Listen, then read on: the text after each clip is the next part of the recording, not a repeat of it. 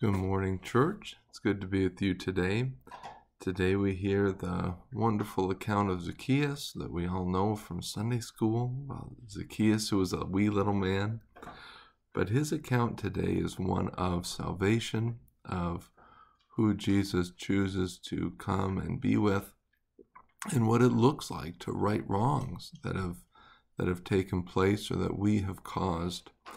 Number one, we have the fact that Jesus is willing to come and stay with Zacchaeus, the sinful man, and it irritates the people, but we should take note and take heart that Jesus does not care who he comes to stay with. He is interested in calling the sick, the unrighteous unto salvation, and that's our job too. Jesus says, I didn't come to call the righteous, but the unrighteous. The sick need the doctor, not the healthy. And we have the medicine. We have the keys to salvation. Jesus is teaching us who we should be hanging out with. Remember, he said who we should throw a banquet for, who we should invite to our feast. It's those ones who can't pay us back. It's the ones who could never have us back over to their house to repay us. And when we give, we should never expect to be repaid. It's a gift, not a loan. And so we take heart in this. And if Jesus wants to be with Zacchaeus, he wants to be with us too. Another blow to the people who say, oh, I couldn't come to church. Jesus didn't want to hang out with me. I'm too bad.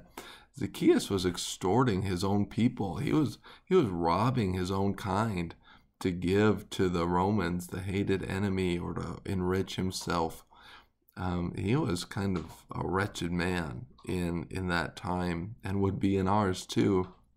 Of course, God wants every person. There's nobody too bad.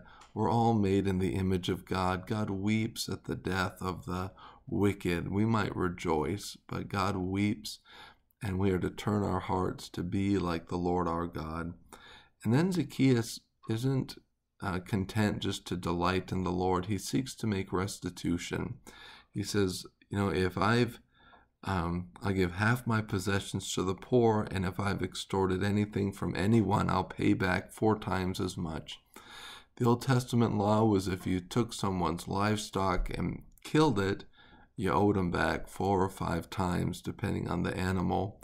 But if it was still alive, you just owed them double. Well, the wage was still there. The animal was still alive, so to speak.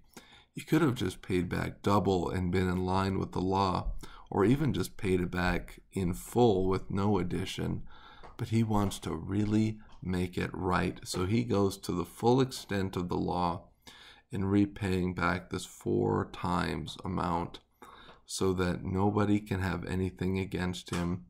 So it is going to be with us.